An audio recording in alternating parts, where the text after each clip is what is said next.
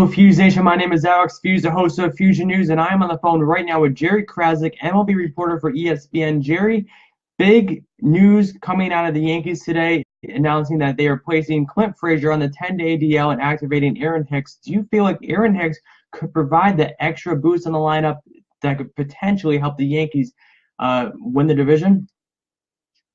Well, I think their issues are probably going to be more about their pitching. Are they going to get consistent starting pitching because they have that great bullpen? And Aaron Hicks has certainly turned his career around to an extent, but I don't know that he would be a guy that they're still going to need Aaron Judge to have a big final couple months and Gary Sanchez to get his stuff figured out behind the plate. So, ideally Aaron Hicks is more of a complimentary guy, I think, than a main guy that they're going to be leaning on that heavily. Mm-hmm. I have 6 teams that are in contention for the World Series, in my opinion: the Dodgers, Red Sox, Astros, Nationals, Indians, and the Yankees. Is it wrong for me to not put the Cubs in that contention list? Well, they're certainly not the team they were last year, and it just seems like they've had a hard time getting that momentum. I mean, they probably wouldn't be among my elite picks this year when you just look at how well the Dodgers and the Nationals and even Colorado and Arizona have been better. But I've always thought that when a team wins the World Series, you can't really count them out until they're eliminated. And they are going to have some competition here to get to the postseason. But once they get there, they're still going to be dangerous. Mm-hmm.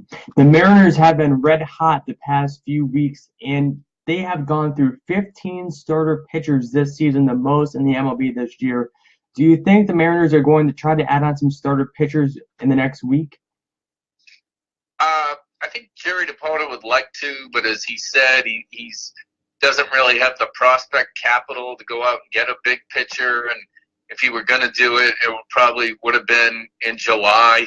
So, they need to get Felix Hernandez healthy, and that's a big if because he's going to be out for, it looks like, 3 or 4 weeks. But they've done a pretty good job of overcoming that, and they've got some help from some other teams that have been pretty mediocre. I just think they're a kind of a flawed team, and they're going to really have to rely on that offense with Cruz and Seager and Cano. They do have a Segura. They have a pretty nice lineup, so they're going to have to beat some teams that way. Mm-hmm. Out of the 6 teams I listed, would you include any other teams in that contention list? The teams you mentioned were what? The Dodgers, Red Sox, Astros, Nationals, and Indians and Yankees. Yeah, I mean, I don't know that I would count out Colorado or Arizona. I think both of those teams have been very good this year. I mean, they're both 15 or 16 games over 500 in a tough division. They've been overshadowed by Los Angeles, obviously, but Diamondbacks have a plus 116 run differential, which is, I believe it's like 4th best in baseball. So, 5th best in baseball. So they're a team with Paul Goldschmidt, Zach Greinke. They're pretty strong, and the Rockies have obviously hung in there as well. So one of those teams, it looks like, is going to have to get past the wild card, but I don't know that you can discount those teams. To me, they wouldn't be the favorites, but they still could be dangerous in the postseason. Mm-hmm. When you look at the Detroit Tigers team, there's a lot of problems with them. Do you feel like they are looking to move Kinsler or even the big starter pitcher that they have that they are trying to get rid of? I mean, where do you see the future for the Detroit Tigers? Well, they need to save some money, but they don't have to do it right now, and I don't think I think they might have made their moves at the deadline. Ian Kinsler is a possibility, but he only makes $10 million last year for a pretty good player. So I think they'd have to get something in return for him. It's not just a salary dump. And, Justin Verlander's name has come up, but he has a full no-trade clause, which makes it very difficult to move him. So I think they'll probably be active in the off season, but any moves they make here in the next month will probably be smaller than that. Mm-hmm. We'll switch gears back and talk some New York Yankees. I know most of my viewers here are upstate New Yorkers and, of course, the Bronx fans. So let me ask you about Aaron Judge. He struggled greatly after the All-Star break. Do you think Aaron Judge will be able to pick it back up here in the second half of the season, or do you think this Aaron Judge is here to stay for the rest of the 2017 season?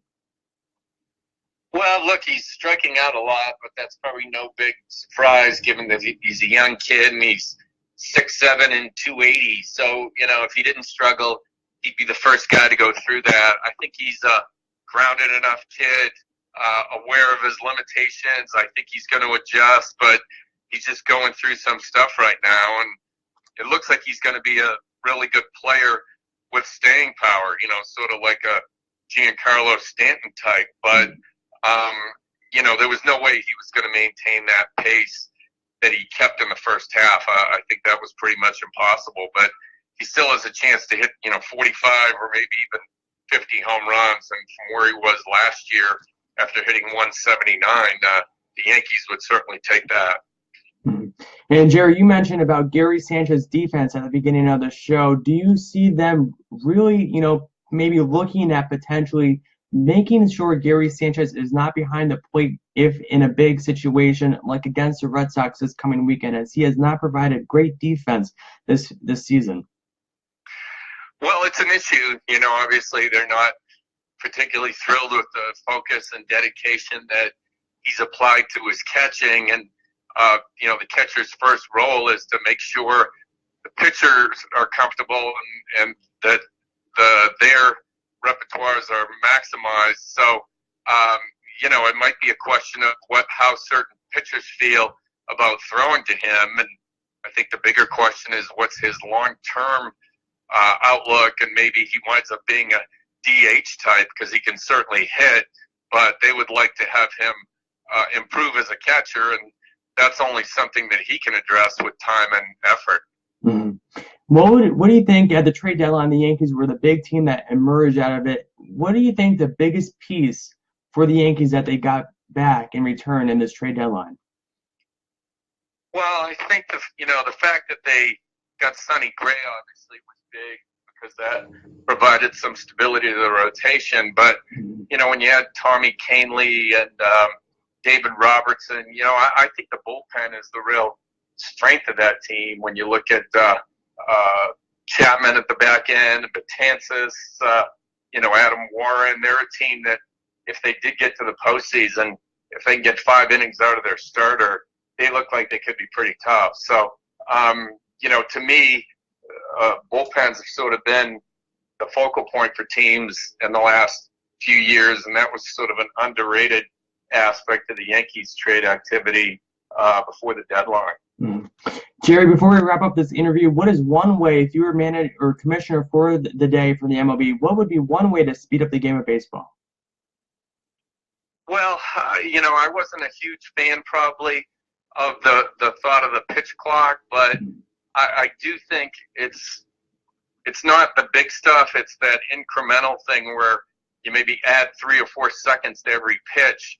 If you can recoup that and get guys to get rid of the ball faster, I think that would put a big dent in baseball. It's people tend to focus on bigger things, and catcher's mound visits, you could cut those out, but I'm not sure how much that's going to cut out, maybe a couple minutes a game. But I do think when pitchers start to take, we used to see Mark Burley and guys like that who throw the ball every 15 seconds. If you have a guy who's throwing it every 25 seconds, that probably adds a minute to each at bat. So I think that's what they have to get back to, is just guys getting rid of the ball quicker because, hitters are striking out more. That's another problem. It's not so much that games are taking a long time, but there's less happening. It's all home run or strikeout. So it's an issue for baseball, and it's something I hope they address. But, I would keep in mind that there are a lot of good things happening also. There's a lot of good young stars, and it's a good time for baseball with Bellinger and the Dodgers and Aaron Judge and Mike Trout. And, there's a lot of good players 25 and younger, and that bodes well for the future of the game. Mm-hmm. Jerry, I want to say thank you for taking the time out of your busy schedule to come on my show today. And where can the fans follow you on Twitter? It's at jcrasnick.com. Awesome. Or at jcrasnick, excuse me. Yeah, that's my fine. Twitter address. Great. Thank you again, Jerry, for coming on my show today. I greatly do appreciate it. Thanks, Alex. Mm-hmm. All right, Feuzion, you just heard it from the one and only Jerry Crasnick, ESPN MLB reporter. He talked about the Yankees and what their problems going forward this season, and also the Dodgers' unforgettable 2017 season. We have another big show coming up very soon.